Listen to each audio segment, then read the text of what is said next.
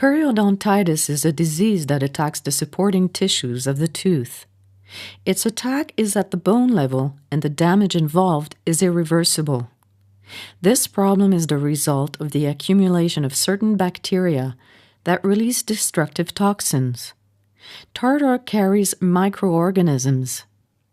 Periodontics aims to eliminate all rough spots that impede the attachment of the gum to the root of the tooth.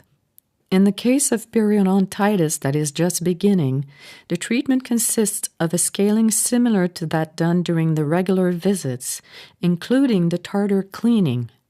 The difference is that this one is done under local anesthesia so as to avoid any pain during the sampling of deposits lodged more deeply.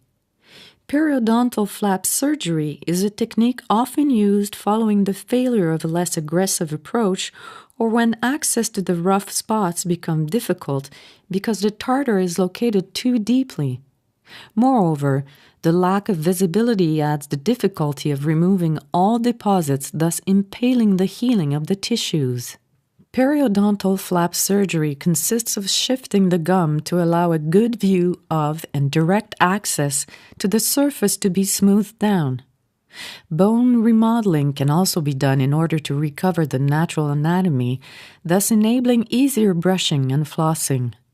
Once the root has been freed of its imperfection, the gum is replaced and held in place with stitches or glue. Take note that certain surgeries can bring about the exposure of part of the root, which might lead to sensitivity to cold or hot foods. After periodontal surgery, it is very important to have a thorough follow-up so as to maintain healthy gums. A scaling every 3 months is usually suggested. The frequency of the follow-ups will be determined by your dentist or your specialist as the case may be.